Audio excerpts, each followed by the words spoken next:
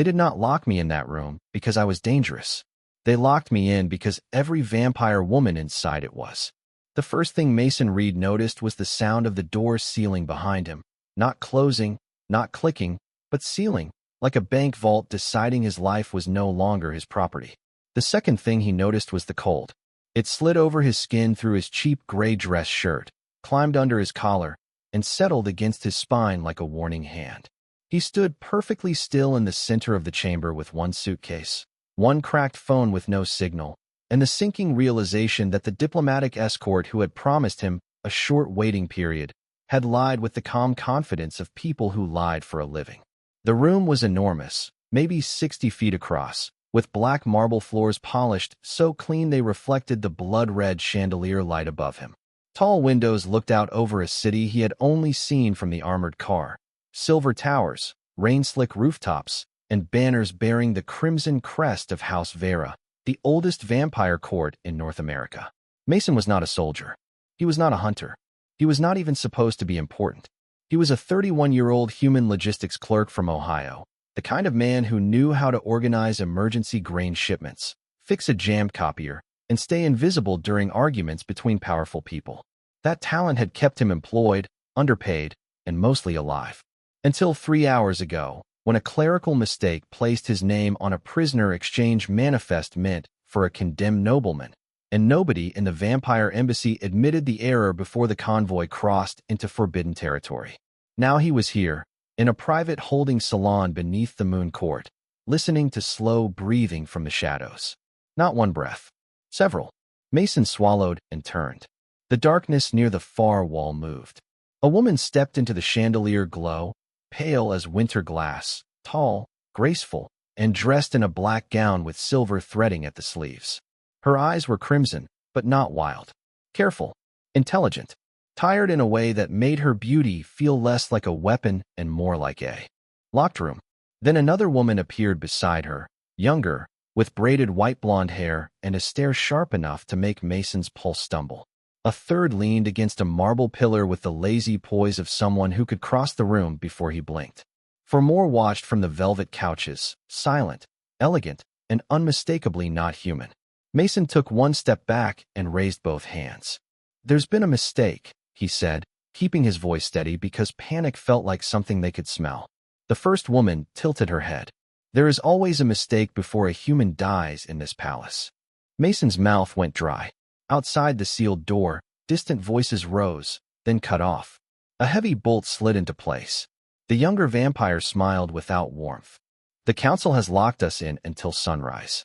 Mason looked from one crimson gaze to another. Why would they do that? The woman in black studied him for a long second, and for the first time, he saw the silver chain around her wrist, thin as thread and glowing faintly against her pale skin. "Because one of us is accused of treason," she said. "One of us must choose a blood witness. And for some reason, human, the room accepted you." The chandelier flickered. Every vampire woman turned toward him at once. Mason felt the suitcase handle slip from his fingers, hitting the marble with a sound like a judge's gavel. Then the sealed door whispered from the inside, and a line of ancient red symbols burned across it. "Claim pending." Mason stared at the glowing words until they blurred into a red smear across the sealed door. "Claim pending." 2 words, clean and official, like a parking violation or a court notice. Except the room had whispered them in a language older than the country he came from, and every vampire woman in the chamber had gone completely still. The woman in black moved first. Her silver chain chimed softly as she lifted her wrist, and the sound made the younger one step back. "Do not touch him," she said. Her voice was quiet, but it carried the kind of authority that did not need volume. "The room has opened a witness right, not a feeding right." Mason forced himself to breathe through his nose. The air smelled faintly of rain, candle smoke, cold stone, and something coppery beneath the perfume of the court.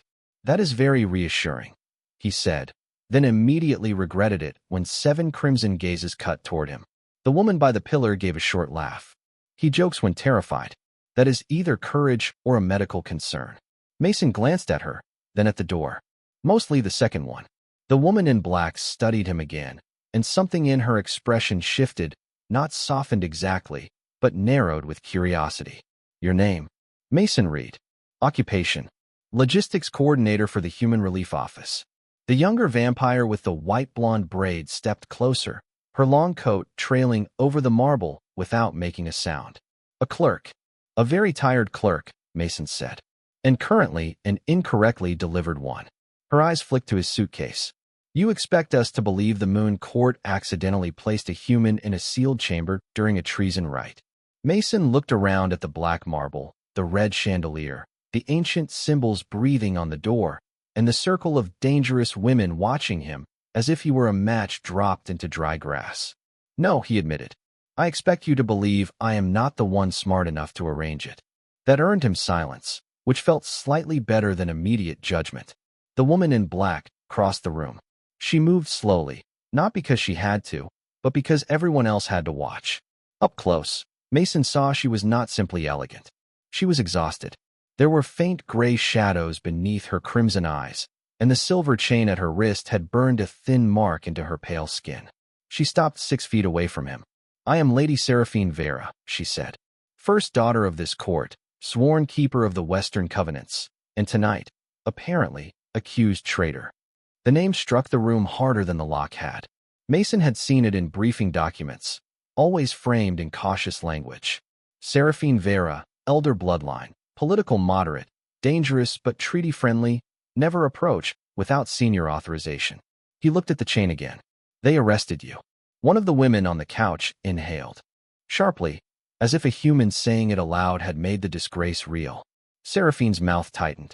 They invited me to defend myself, then sealed me inside with those loyal enough to be trapped with me. Mason counted them now. 7 vampire women, each noble by bearing if not by title, each caught in the same gilded cage. And me. And you. The younger braided woman circled him, never touching, but close enough that the cold around her brushed his sleeves. The chamber chose him because he entered during the locking phrase. Human blood can serve as neutral witness under the oldest version of the rite. Mason turned his head carefully. I am sorry, did you say blood? Seraphine gave the younger woman a warning look. Alara. Alara folded her hands behind her back, but her stare stayed fixed on Mason. A witness mark. A drop is enough. The law does not require harm. That is still the worst sentence anyone has ever tried to make sound comforting, Mason said. His pulse thudded in his ears. He wanted to back away, but his shoes felt rooted to the polished floor. He had handled floods, food shortages, border checkpoints, and mayors screaming over shipment delays. He had not handled ancient vampire legal procedures requiring any quantity of his blood. A sound came from above, a deep metallic toll that vibrated through the chandelier. The lights dimmed. On the far wall, a mirror of black glass lit from within, showing a balcony crowded with pale faces in formal court dress. The council was watching. An older vampire man appeared at the center of the reflection, his white hair pulled back, his expression carved from polite contempt. Lady Seraphine, he said, his voice filling the chamber. The witness has been accepted. Before sunrise, you will either prove your innocence, name your accomplice, or surrender your claim to the Western Covenants. Seraphine lifted her chin. Lord Vale, you know I have no accomplice. Then perhaps the human will help us discover one. Mason felt every eye in the room return to him. Lord Vale smiled faintly. Mason Reed, by entering the chamber, you stand as neutral witness. If Lady Seraphine lies, the door will know. If she tells truth, the door will know. If you refuse the mark, the right defaults against her. The black mirror went dark. For a moment, nobody spoke. Mason understood the shape of the trap with the sick clarity of a man reading his own bad paperwork. He had not been brought here by accident. Someone wanted a human in this room because a human could make the ancient law look fair while forcing Seraphine into a corner. Refuse, and she lost. Accept, and he became part of a vampire scandal that could follow him all the way back to Ohio, assuming he ever got back. Seraphine looked at him, and for the first time, the dangerous distance in her eyes cracked. Not much, just enough for him to see the person behind the title. She was powerful, yes. Terrifying, yes. But she was also alone in a room full of allies who could not save her from a law written before any of them were born. You do not owe me anything, she said. They dragged you into this. Mason let out a slow breath. That should have made the choice easier. Instead, It made it impossible to walk away from. He remembered his mother telling him years ago that decency was not heroic when it was convenient. It counted only when it cost something. His hand trembled as he rolled up his sleeve. You said a drop is enough. Alara's eyebrows rose. The women on the couches sat forward. Seraphine went very still. Mason Reed, she said carefully. Think before you offer what this court will twist. He met her eyes, even though every instinct told him not to. I am thinking. The red symbols on the door brightened, as if the chamber itself had leaned closer to listen. Mason held out his hand. I will be your witness. The moment Mason offered his hand, the room changed its mind about him. Until then, he had been an error in the system, a misplaced human file dropped into the wrong drawer of an immortal court. Now the black marble beneath his shoes warmed by a single degree. The red symbols on the door stretched into new shapes, and every vampire woman in the chamber looked at him as if he had just stepped willingly onto thin ice. Seraphine did not move toward his hand. She looked at it for a long second, then looked at his face, searching for the bargain behind the kindness. Mason knew that look. He had seen it on refugees who had been promised help too many times by people with clean suits and empty trucks. I said one drop, he reminded her, though his voice came out lower than he intended. Not my soul, not my future, and definitely not any poetic vampire nonsense. A quiet breath passed through the women near the couches, almost laughter, almost disbelief. Seraphine's mouth curved for less than a second, and the tiny expression made her seem younger than her title, less like a statue in a palace and more like a woman who had forgotten what it felt like to be surprised. The law is rarely poetic, she said. It is usually worse. Alara stepped forward with a crystal instrument no larger than a sewing needle, held inside a silver case. The witness mark must be given freely, recorded by the chamber, and spoken under the old vow. Mason eyed the needle. That looks expensive enough to make me nervous. It is older than your nation, Alara said. That did not help. Seraphine lifted her chained wrist, and the silver around it glowed, reacting to the symbols on the door. For the first time, Mason saw the full pattern of the accusation. Lines of red light ran from the chain into the floor, across the marble, up the walls, then into the black mirror where the council had appeared. It was not just a restraint. It was a story written in magic, legal clauses turned into a cage. They claim I opened the western gate 3 nights ago, Seraphine said, her voice careful, each word measured because the room was listening. They claim I allowed enemies of the court to cross into protected territory. They claim I did it to weaken my mother's throne. Mason frowned. Did you? The question hit the room like dropped glass. Alara inhaled sharply.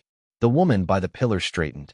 Somewhere near the windows, one of the others whispered his name like a warning. But Seraphine only stared at him, and then, slowly, she answered. No, the red symbols did not flare. They did not darken. They held steady. Mason looked at the door. That means truth, right? That means the chamber has not rejected her, Alara said.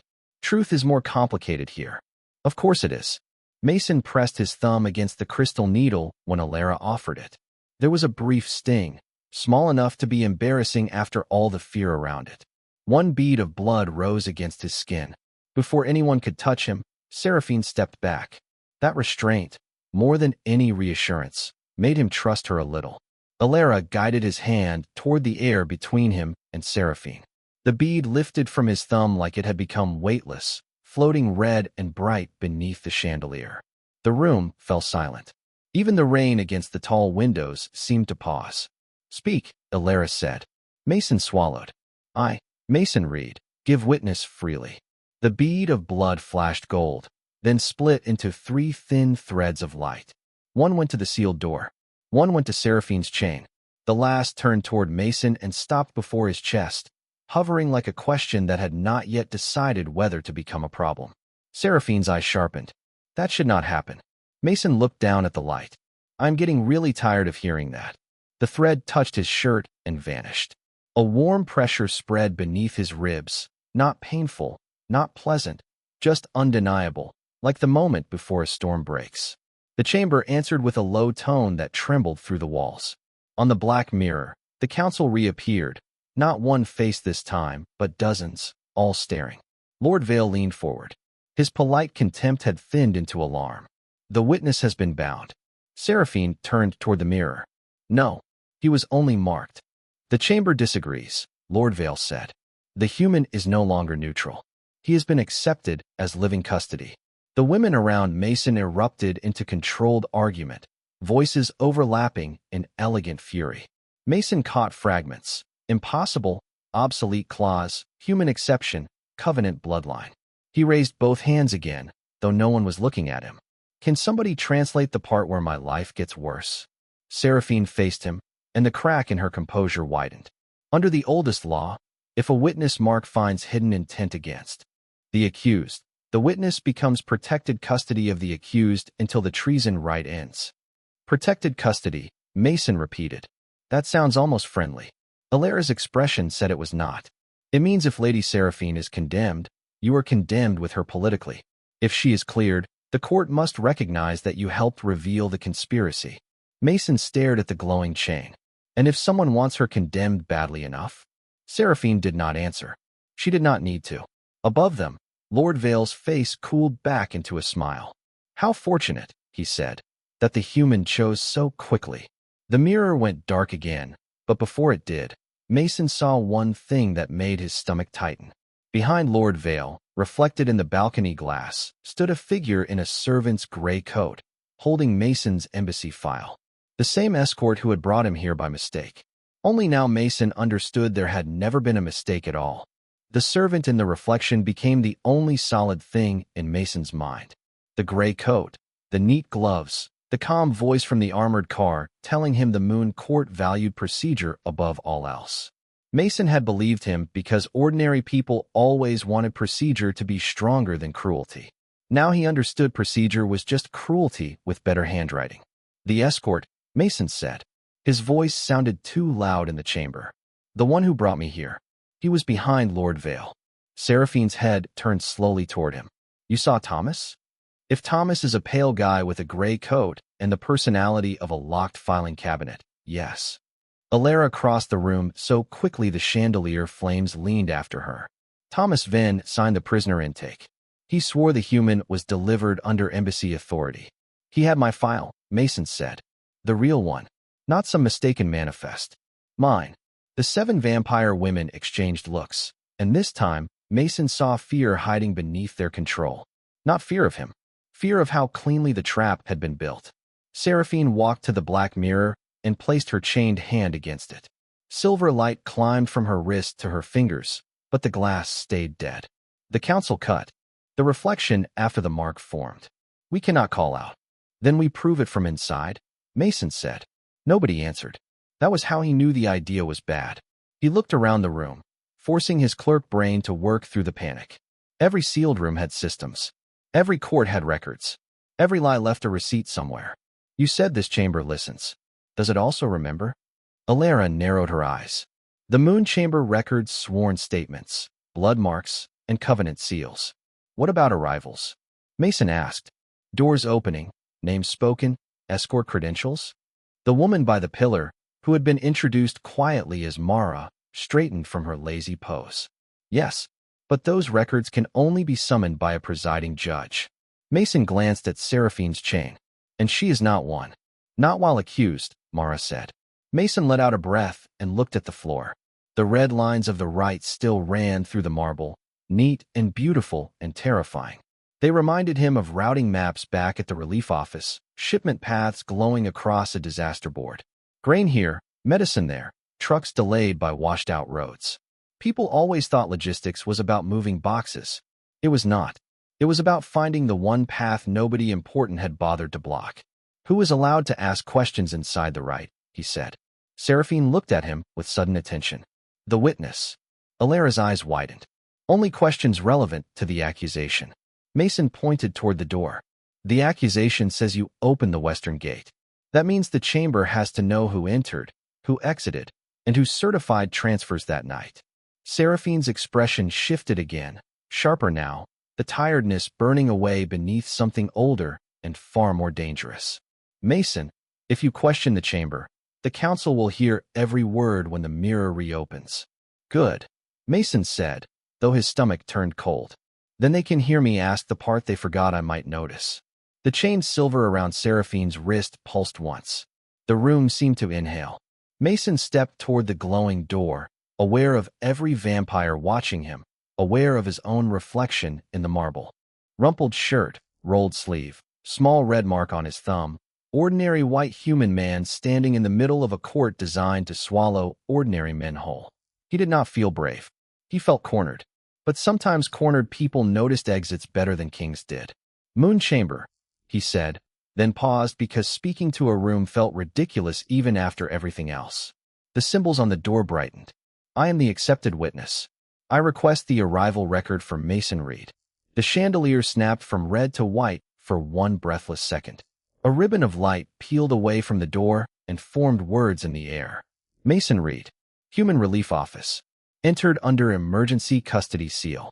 Certified by Thomas Venn. Authorized by Lord Adrian Vale. Mara whispered something that sounded like a prayer. Alara's face went completely still. Seraphine did not move, but the chain around her wrist flickered, as if the room itself had loosened its grip by a fraction of an inch. Mason pointed at the floating words. Emergency custody for what reason? The letters dissolved and reformed. Neutral human witness required for treason right. Subject selected before transfer. The air changed.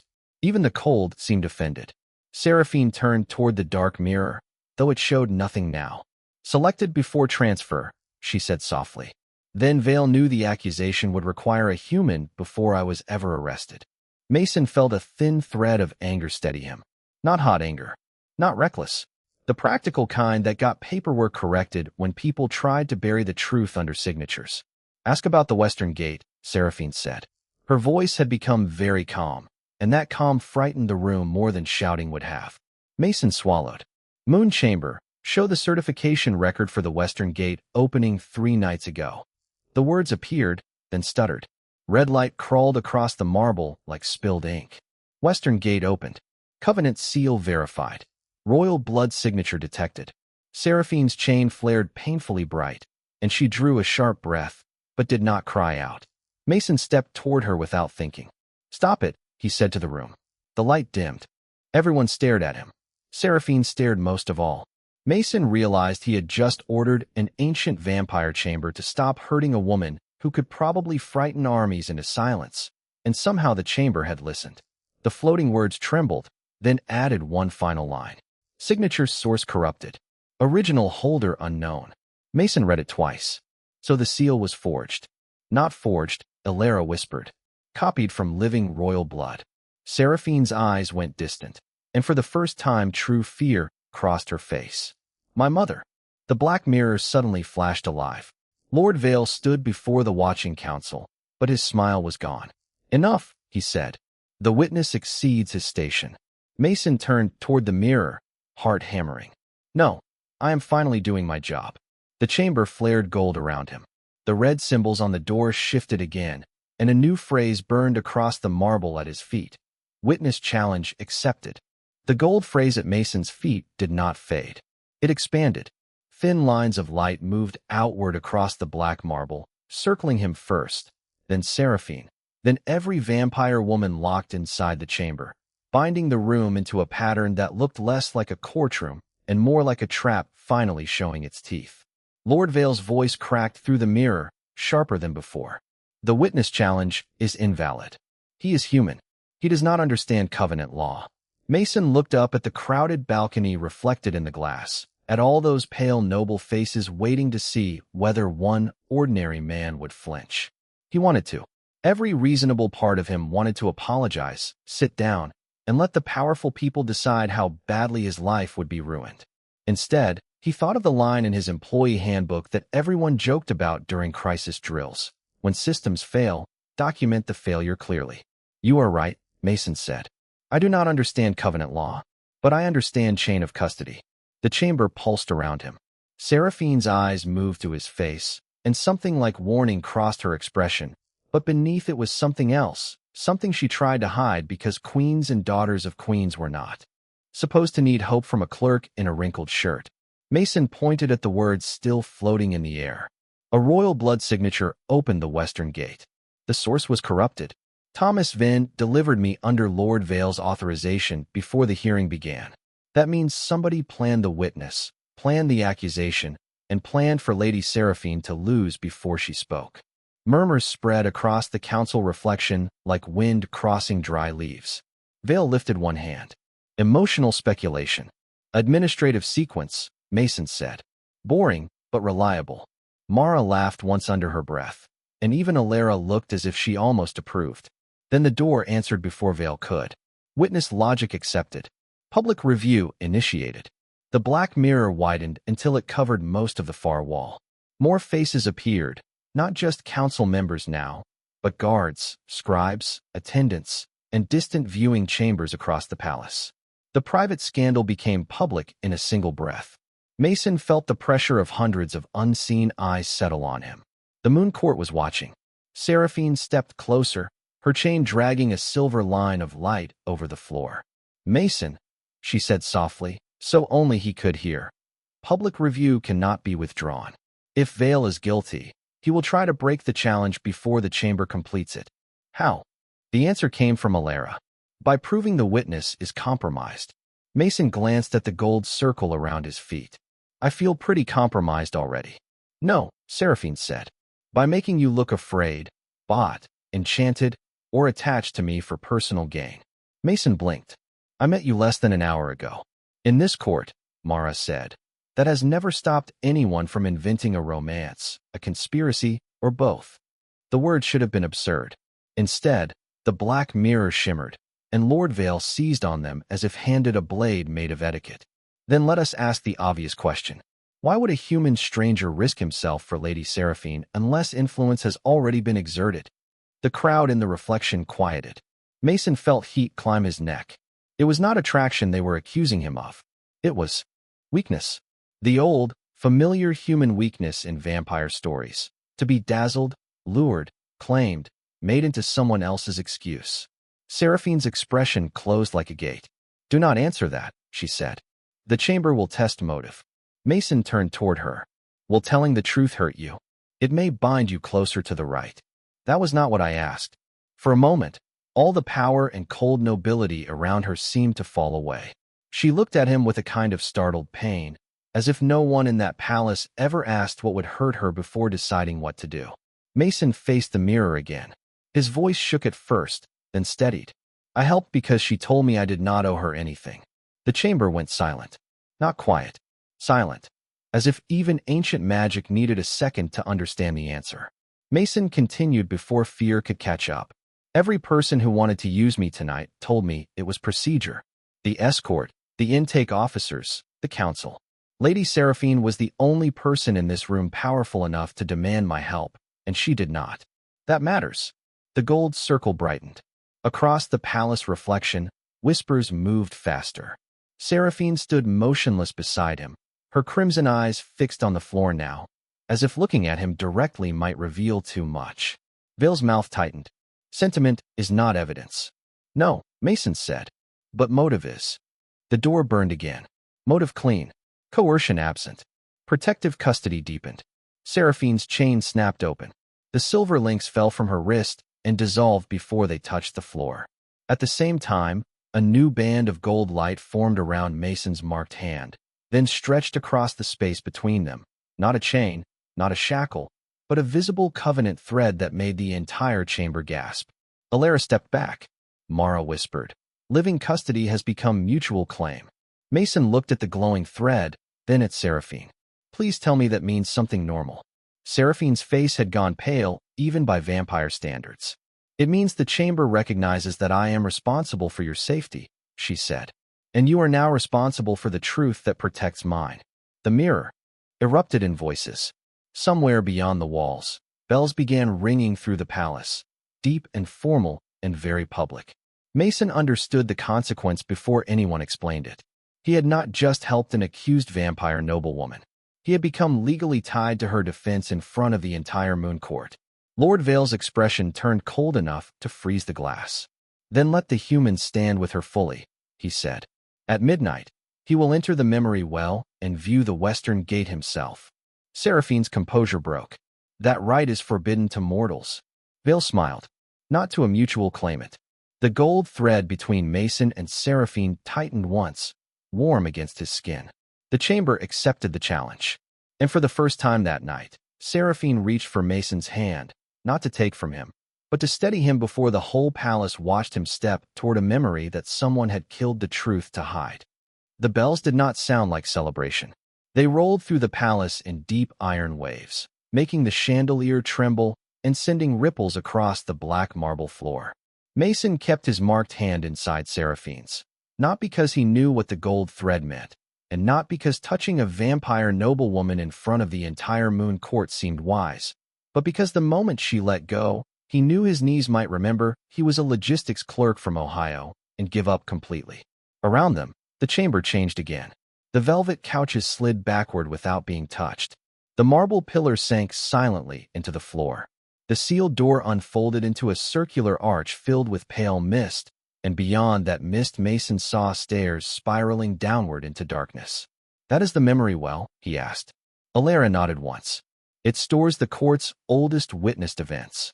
Gate openings, oaths, executions, coronations, betrayals." Mason tried to keep his voice even. "One of those things sounds much less friendly than the others." Mara stepped beside him, her earlier amusement gone. "None of them are friendly to humans." The black mirrors still showed the council balcony, but the view had expanded into a public broadcast across the court. More nobles had gathered, filling the reflected hall in layers of pale faces, crimson eyes, formal coats, black gowns, silver crests. Some watched with outrage, some with hunger for scandal, some with something Mason recognized from city council budget meetings back home. The delighted patience of people watching someone else's career burn.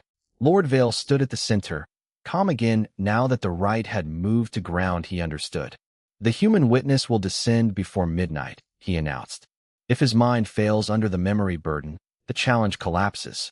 If he refuses, the challenge collapses.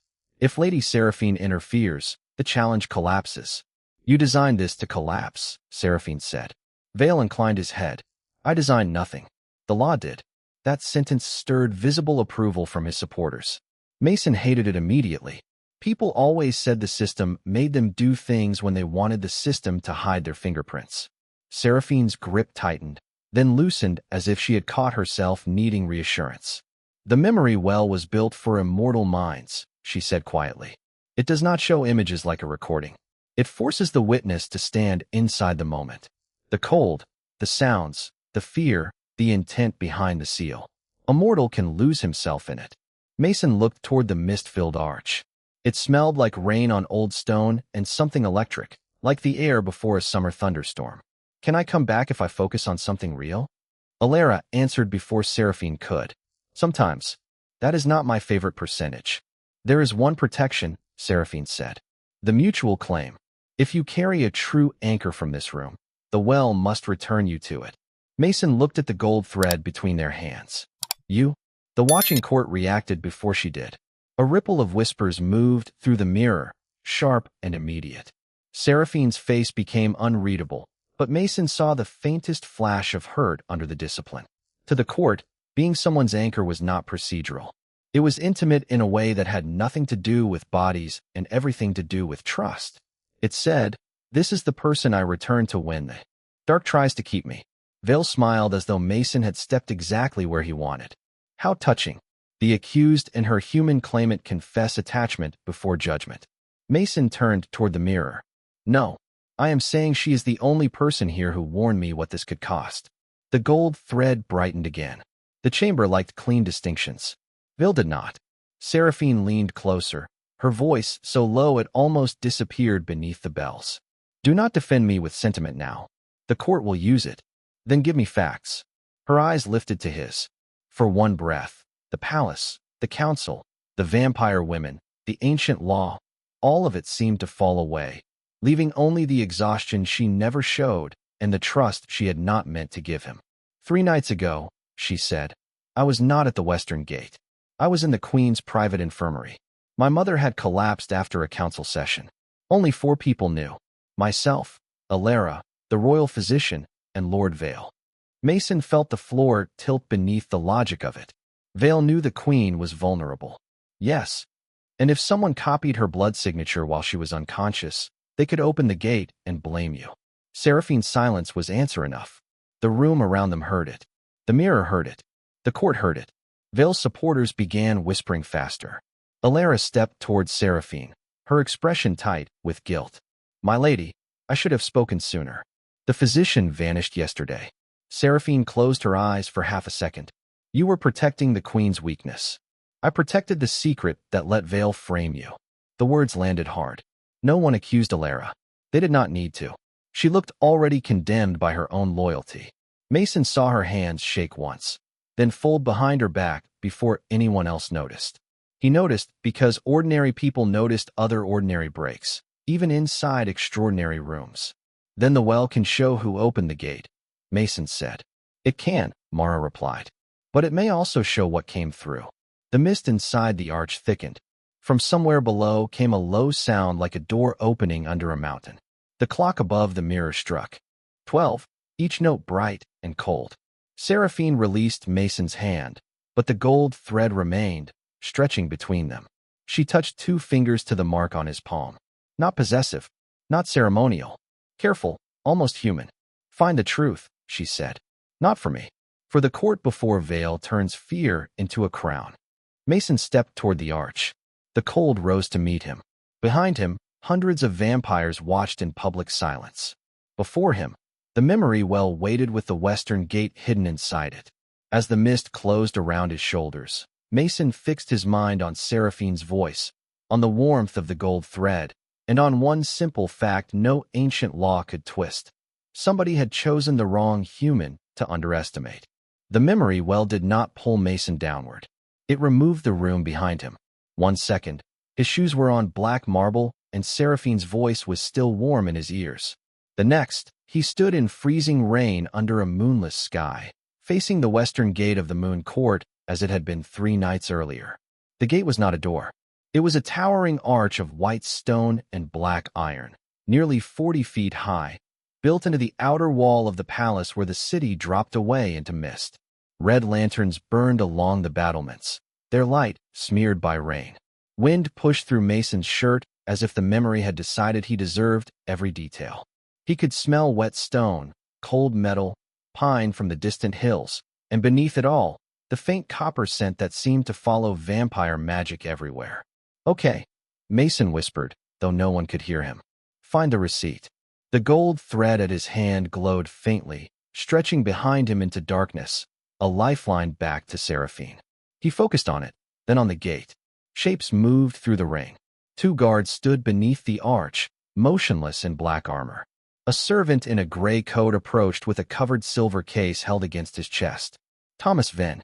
Mason felt anger tighten in his stomach, but the memory did not let him run forward. He was only a witness here, a ghost trapped inside evidence. Thomas stopped before the guards and lifted his face. Rain ran down his pale cheeks. "Emergency royal order," he said. "The western gate is to open for a sealed transfer." 1 guard lowered his spear across the path. "No transfer is scheduled." Thomas opened the silver case. Inside lay a small crystal vial glowing with soft crimson light. Mason's breath caught. It was not a weapon. It was worse. It was proof stolen from someone helpless. The guard looked at the vial, then stiffened as the gate recognized whatever was inside. Red veins of light spread through the stone arch. A voice from the gate itself spoke in the same ancient tone as the chamber. "Royal blood signature accepted." "That was the Queen's," Mason said. The words disappeared into the rain. Thomas did not smile. That made him more frightening. He looked like a man doing inventory. Precise, calm, empty. The gate opened without sound, revealing not a road but a strip of darkness so dense the rain vanished when it crossed the threshold. From that darkness came 3 hooded figures carrying long black cases marked with no crest Mason recognized. They moved like diplomats, not invaders, quiet and careful, heads bowed against the weather. One of them handed Thomas a folded parchment sealed in dark green wax. Thomas tucked it inside his coat. "Lord Vale requires confirmation," he said. The hooded figure answered in a voice like dry paper. "Tell him the Queen will sleep until dawn. Tell him Seraphine will be blamed before noon. Tell him the court will demand a stronger hand by nightfall." Mason felt the cold inside him sharpen. This was not just about opening a gate. This was a rehearsal for a coup dressed as law.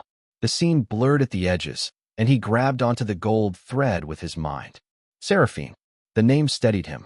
The rain snapped back into focus. Thomas turned to leave, but then another sound cut through the memory, a small, broken cough from one of the black cases. Mason froze. The guards did not react. Thomas did. He looked at the nearest hooded figure. That was not part of the agreement. The figure rested a gloved hand on the case. Insurance. The lid shifted just enough for Mason to see inside. Not a weapon. Not a monster. A child, pale and sleeping under a silver-lined blanket, a tiny crown charm tangled in her white hair. Mason's heart lurched. A vampire child, maybe 8 years old by appearance, breathing softly despite the cold. The hooded figure closed the case again. If the queen wakes early, she will obey. If Seraphine survives the hearing, she will obey. Bloodline leverage is tradition, Lord Vin. Thomas stepped back, and for the first time his composure cracked.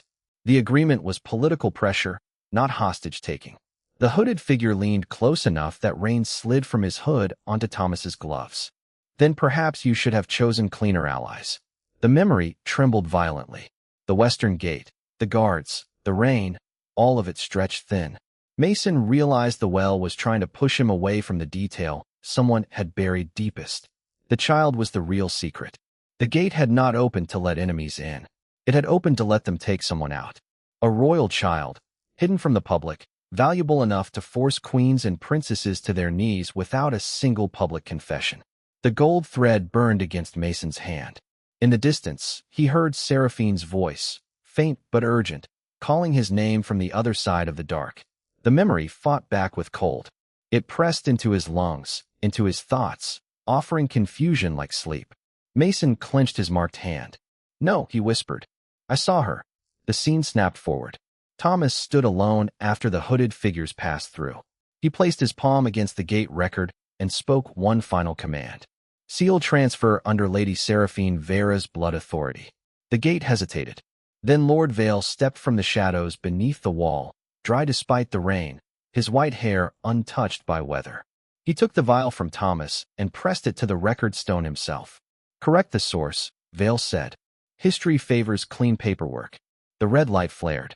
The record changed. Mason felt the lie being written around him, elegant and official.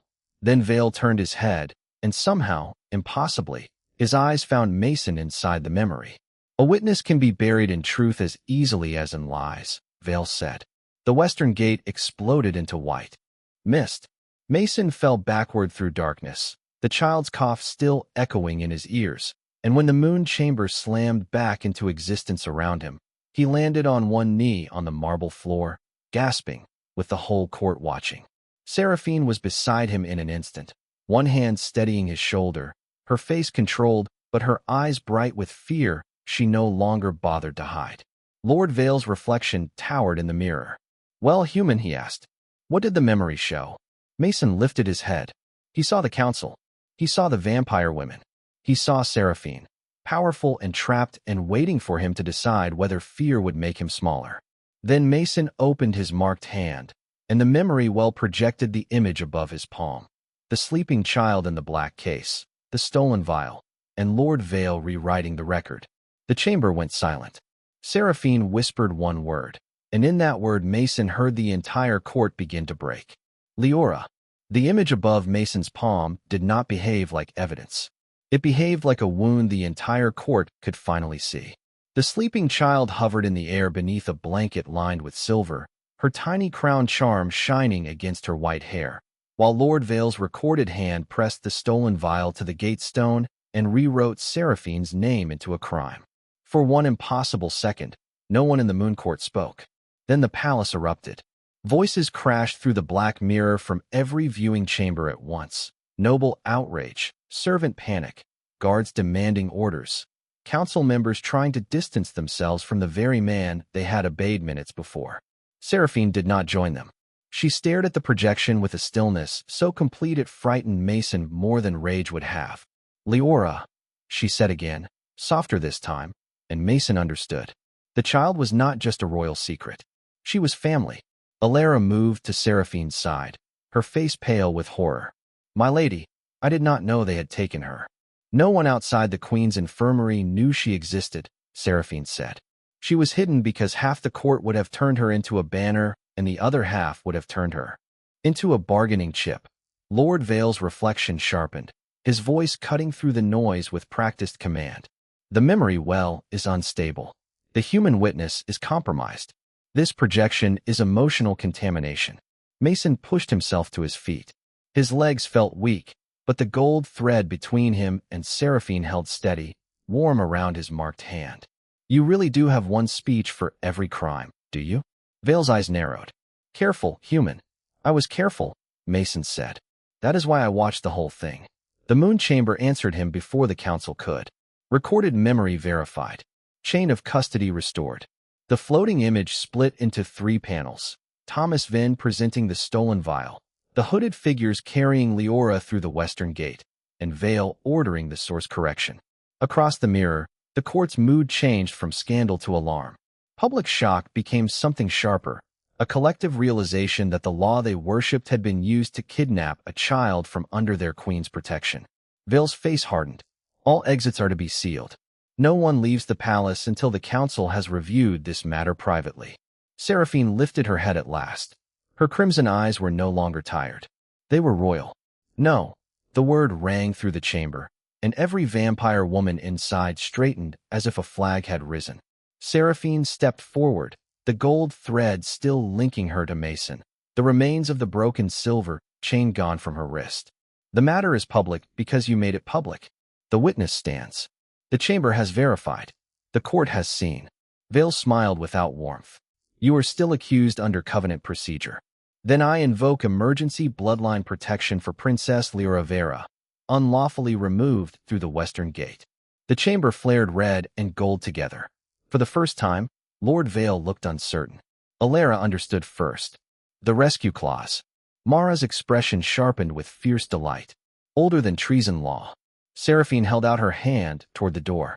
The accused may suspend judgment when a royal child is endangered, provided a neutral witness confirms the threat. Every eye turned to Mason again. He almost laughed because terror had apparently become a scheduled event. Yes, he said. Confirmed. There is a child in danger, and I saw where they took her. The marble floor opened a new circle of light, not beneath Seraphine this time, but beneath all 7 vampire women in the room. One by one, they placed their hands over their hearts. Alara first, Mara next, then the others, noble women, guards, attendants, allies who had been locked in as liabilities and now stood as a rescue party. The chamber accepted them with a sound like 1,000 locks turning open. Vale shouted something, but the mirror distorted his voice. He had lost the room. More importantly, he had lost the story. Seraphine turned to Mason. The Western Gate memory showed the destination seal. Did you recognize it? Mason closed his eyes, forcing himself back to the rain. The black cases, the hooded figure, the green wax. There had been a symbol on that seal. Not a crest. A route marker.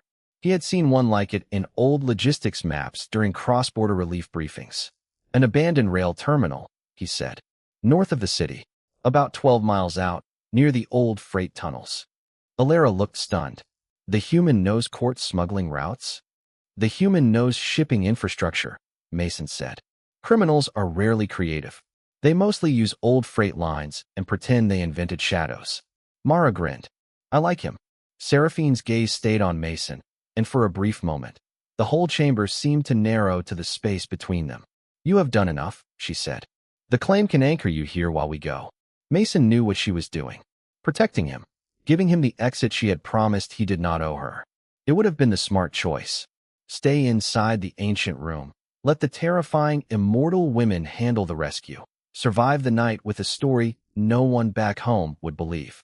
But then he saw Leora again, a sleeping child in a black case, carried through a gate by people who discussed leverage like inventory.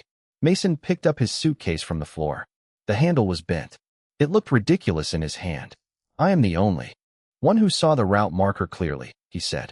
And I am the only person here who can read half the old human transit codes without needing a translator. Seraphine's expression tightened. Mason, if you cross the gate with me, the mutual claim becomes active outside the chamber. The court will not treat you as accidental anymore. Good, Mason said. Maybe they will finally spell my name correctly on the paperwork. The corner of her mouth moved, not quite a smile, but close enough to make the gold thread warm. Behind them, the sealed door transformed into the western gate in miniature, rain and cold mist pouring through its edges. Bells rang again, but now they sounded different, not judgment, not celebration, but mobilization. Seraphine faced the watching court. By witnessed law, by public record, and by the child stolen under my mother's blood, I suspend this trial until Princess Leora is returned. Then she looked at Mason, not as a queen commanding a witness, but as a woman asking a man to step into danger with his eyes open. Mason nodded once.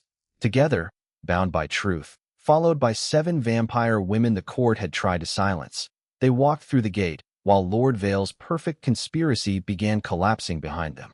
The abandoned rail terminal waited under the last hour of night, 12 miles north of the palace, half buried beneath frost and old ivy. Its brick towers leaned against the gray sky, its tracks rusted into brown ribbons, and its freight tunnels breathed cold mist into the dark like the lungs of something sleeping underground. Mason stepped through the western gate beside Seraphine and nearly lost his balance on cracked concrete, but her hand caught his sleeve before he fell. Behind them, Alara, Mara, and the other vampire women emerged in a silent line, their gowns and coats shifting in the wind, their crimson eyes fixed on the terminal doors. Mason pointed toward a faded transit sign hanging above the main entrance. Tunnel 3, he said. Old freight codes marked it as medical cargo. If they wanted to move a child quietly, they would use the refrigerated route. Seraphine looked at him once, and he saw the question she did not have time to ask. How many ordinary human skills had been dismissed by this court because they did not look like power? The answer came 10 minutes later, when Mason found the hidden service panel behind a rusted schedule board and opened the tunnel locks with an emergency override number older than he was. No spell, no weapon, just memory, patience, and a clerk's stubborn refusal to ignore details. Inside the terminal, Lord Vale's conspiracy ended not with a battle, but with exposure. The hooded couriers were trapped between the rescue party and the moon chamber's public projection, which Seraphine had forced to follow the mutual claim through the gate. Every word spoken in that tunnel now echoed back to the palace. Every hidden seal glowed in the air above the council floor. Every false authorization carried Vale's signature. They found Princess Leora in a waiting room below the platform, asleep beneath the same silver-lined blanket, frightened but unharmed when she woke to Seraphine's voice. The small white-haired child clung to Seraphine first, then looked at Mason with solemn crimson eyes. "You are the human from the memory," she whispered. Mason crouched so he did not tower over her. "I am Mason. I am also very bad at understanding vampire rooms, but pretty good at finding lost shipments." Leora blinked, then gave the smallest laugh, and that tiny sound did what no law in the court had done all night. It made Seraphine breathe again. By dawn, the Moon Court was gathered in the throne hall, not by invitation but by witness law. The Black Mirror had shown everything. The stolen blood vial from the Queen's infirmary, Thomas Vinn's false intake record, Lord Vale's order to alter history, and the safe return of the hidden princess through the same gate used to steal her. Vale stood below the throne without his council chain. Thomas stood beside the court scribes, pale and shaking, his testimony already sealed in gold above his head. There was no dramatic denial left, no elegant procedure to hide behind. The old law had turned on the man who tried to use it. Queen Isolde Vera, still weak but awake, sat on the moonstone throne with Leora's hand in hers and Seraphine standing at her right. When the queen spoke, the hall went silent from floor to vaulted ceiling. Lord Adrian Vale is stripped of seat, seal, and covenant authority. His faction is dissolved. His records are open to human and vampire auditors alike. Let the court remember that law without truth is only a decorated cage. One by one, the nobles lowered their eyes. Some from shame, some from fear, some because the palace itself had accepted the judgment and etched it in gold across the throne wall. Then Queen Isolde turned to Mason, and the silence changed. Hundreds of vampires looked at the wrinkled human man in the gray shirt, the bent suitcase at his feet, and the faint gold mark glowing softly across his palm. "Mason Reed," the queen said, "you entered our law by accident, but you remained by choice. You gave one drop freely, not to own, not to bargain, but to tell the truth when silence would have saved you. The court recognizes the witness bond. A murmur rose, but Seraphine stepped forward before it could become protest. And I recognize the mutual claim, she said, her voice clear enough to reach the highest balcony. Not as a chain, not as a marriage forced by dead hands, as a living oath. Mason looked at her, startled by the steadiness in her face.